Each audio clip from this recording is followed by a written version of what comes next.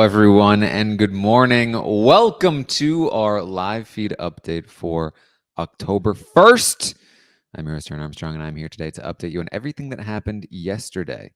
The Big Brother 26 live feeds. It was day 77 in the house, and not a whole lot to report on, but there was a veto ceremony and, discussions. So we'll talk about it all. And with me to talk about it all is Kirsten. How you doing, Kirsten? I'm doing great. Look at us, Taran. We're the Sari and Felicia of the season, you and me. Truly. Of course, as we all know, MJ, the HOH, nominated Kimo and Rubina, won the veto. Very heavily considered using it to put up Cam and maybe even send Cam home this week. But after he talked with her, kind of cooled things off, got himself not on the block. And so the plan coming into today is to not use the veto and to still evict Kimo. That's pretty much the plan. And everything's going according to plan. Not much, again, to report on that front. Of course, MJ and Chelsie in the morning come together. They agree once again, we're not using the veto. MJ's not using the veto.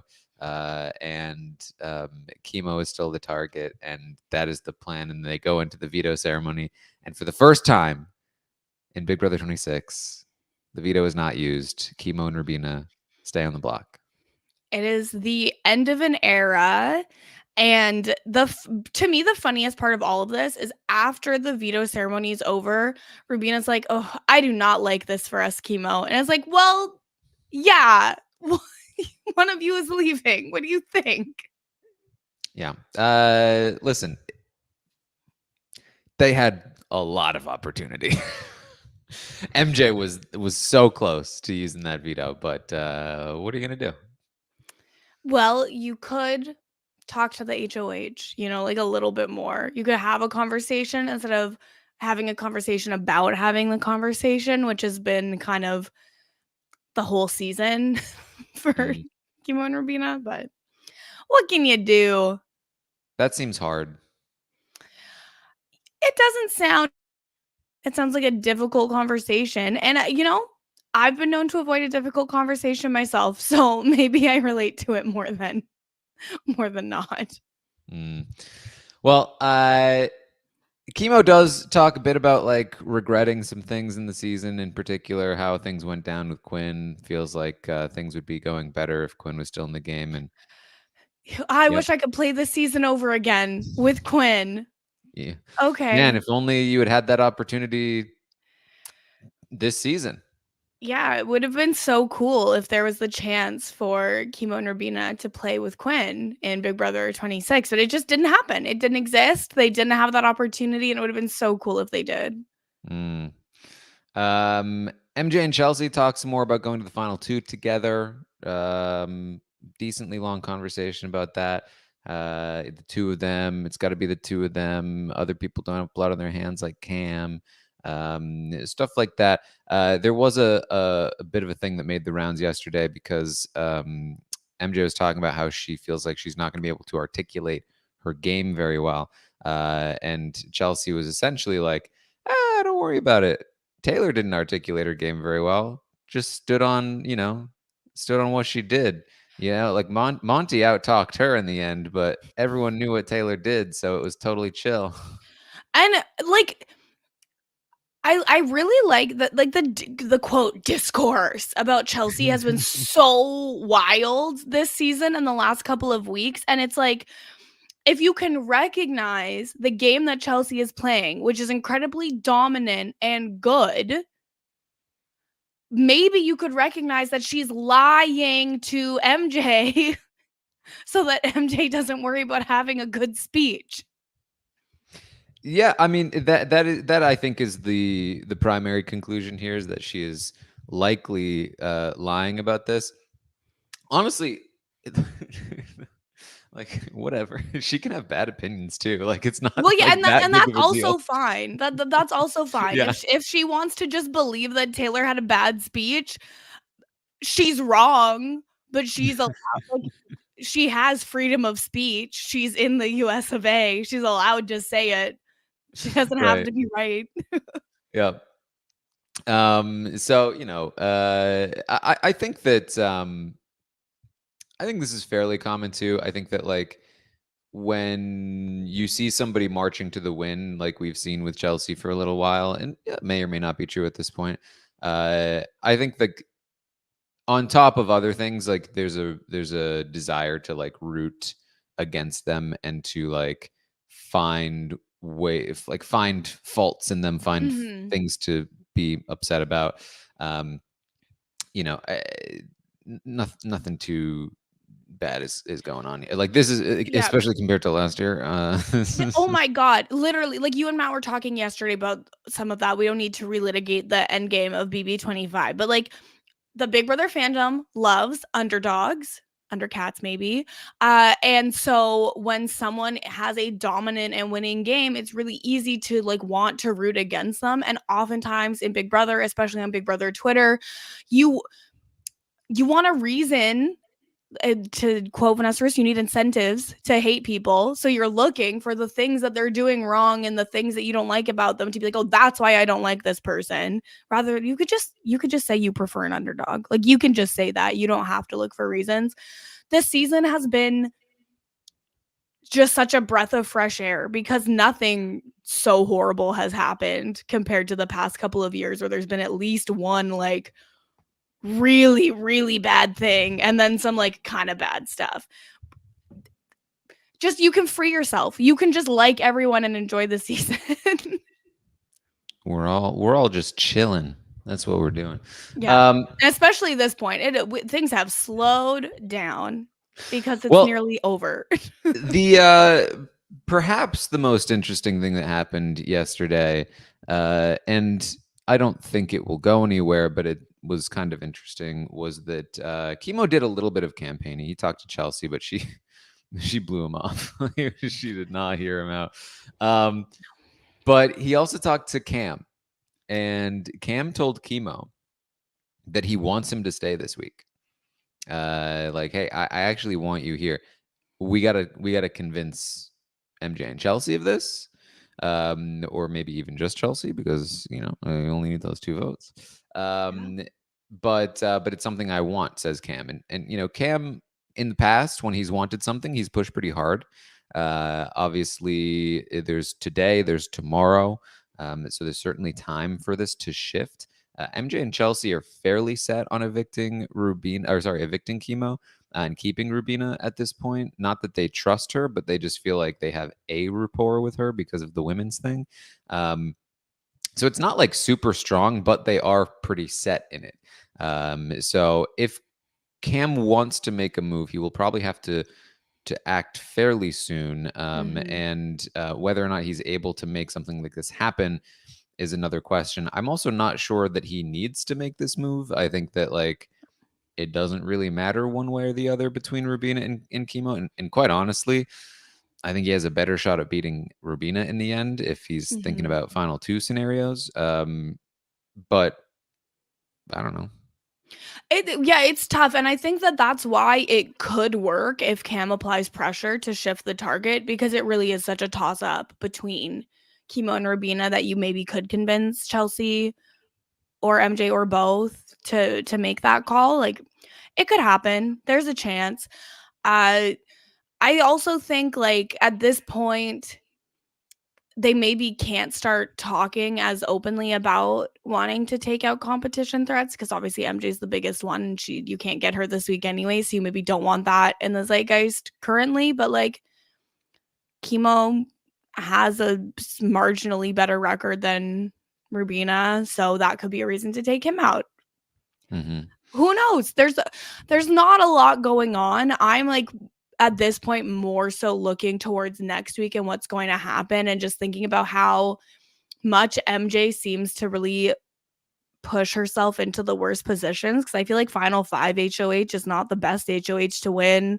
Statistically, the final 4 HOH wins the game a lot of the time and she now can't be that person, which obviously doesn't like disqualify her. Yeah. But I would rather have the final four HOH for sure if I could choose, and it seems like she has the ability to kind of choose. Yeah, I mean, I guess the most interesting thing here that's worth noting in terms of Cam is that Cam is the only person left who has gotten his way every single time with the votes over the last 4 or so weeks. Like starting with Quinn, or really, I mean, even starting before so yeah, starting with Quinn.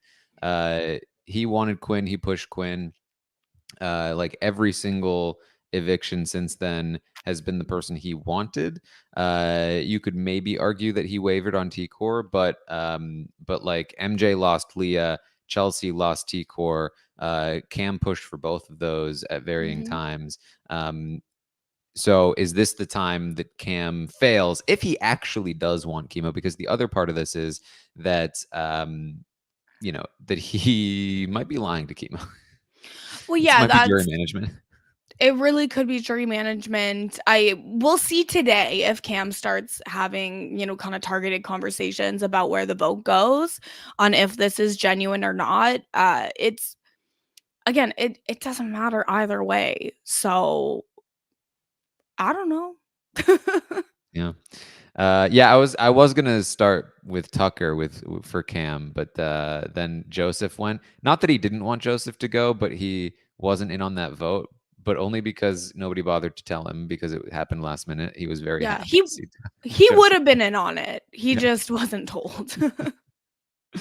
And Um, that's the type of thing where even though he wasn't told, that is something that could be twisted to be like, since Joseph's eviction, everyone who's gone home has been who I want to go home. Like, you can make that speech, and if it's really flashy at the end, sometimes people believe things that aren't true if you say it with confidence at the end in your final speech. yeah. Um, Another thing worth noting, Kimo and Rubina had a conversation, as they do. They have many conversations. Yeah. But in particular, they were talking about bitter juries. And will we have a bitter jury this year, you think? I love this because Kimo's like, I would love to bring back a bitter jury. Mm, But okay, I don't even necessarily know what that would mean for this final. right. I mean, if you're talking about MJ versus Chelsie, I don't think it means anything. If you're talking about like Cam versus MJ or Chelsie, I think it means Cam winning, I would assume.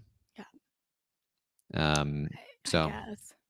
I imagine that's part of like because this happened shortly after Kimo's conversation with Cam about Cam wanting him to stay.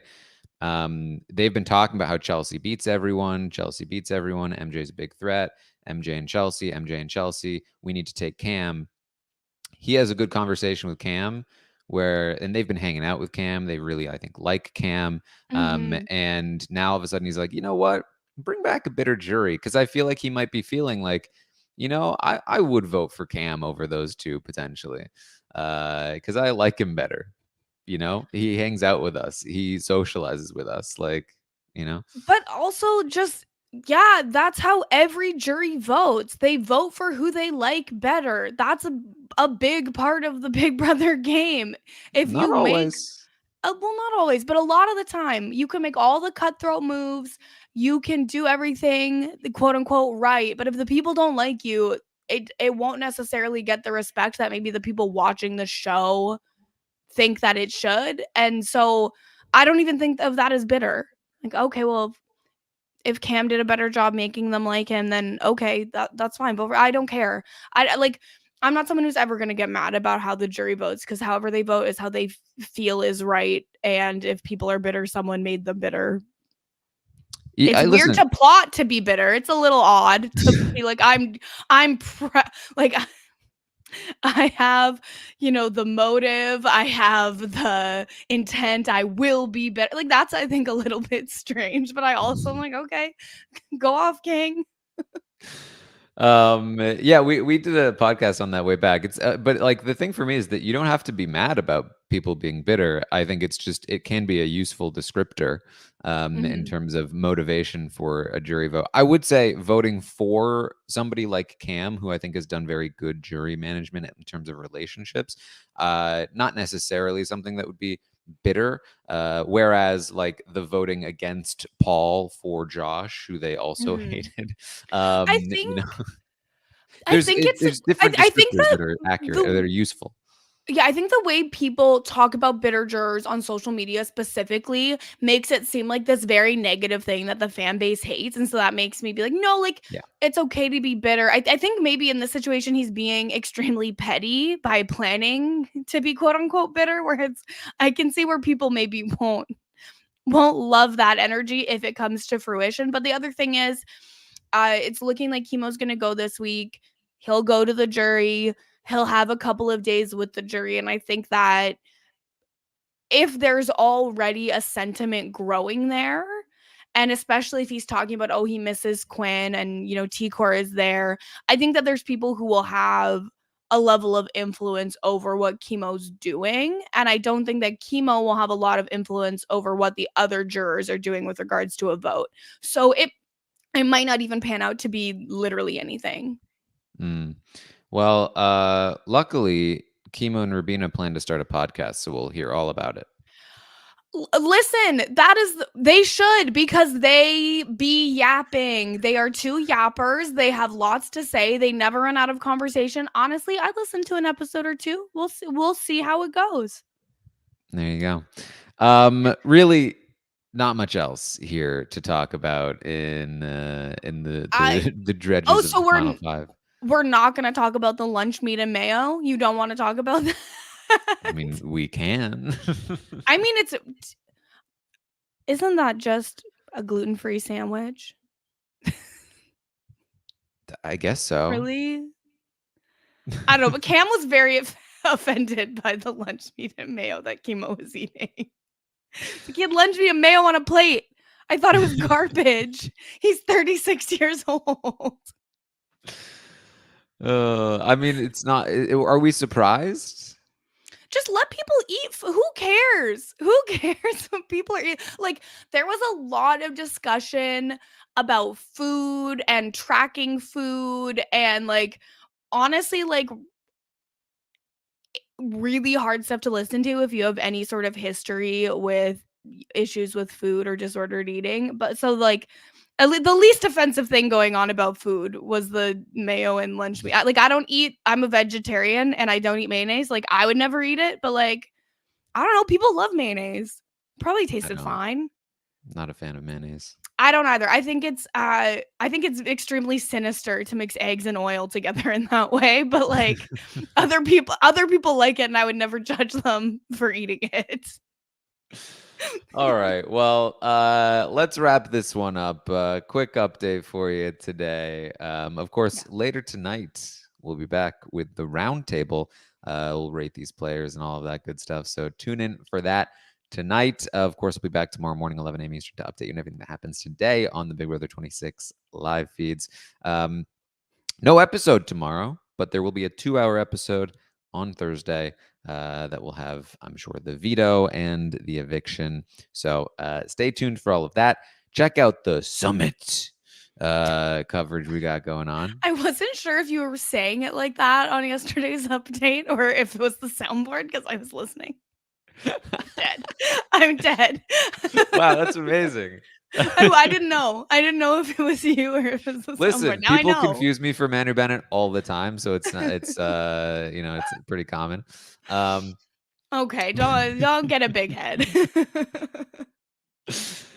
Check out our coverage of the summit. Check out the circle coverage. Check out our scripted coverage over at We Know Scripted TV. If you want to check out the Tastemakers podcast, where Grace and I talk about all kinds of good TV movie stuff, subscribe to that feed. All right, Kirsten, what do you got going on? So I was on this week's episode of the Diary Room podcast with Matt and Amon. It just dropped today.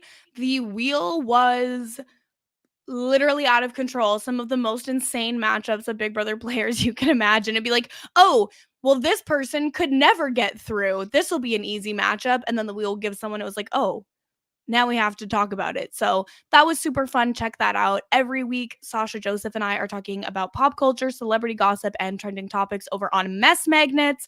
Mess Magnets will be dropping later this week. We're delayed because of the Jewish holidays. And you can follow me everywhere: Instagram, Twitter, TikTok, Twitch, all of it at Kirsten Said What. All right. Well, thank you all so much for joining us here today, and I will see all of you. Oh, wait, there's one more thing. My apologies. Bravo Has a Podcast also has a newsletter. Did you know that? RealityTVNewsletters.com. And this week's article was by America Lopez, and it was really good. And you should go check it out and subscribe. Oh, boy. Check out America's newsletter. All right. There you go. All right. Thank you all so much for joining us. I'll see all of you next time.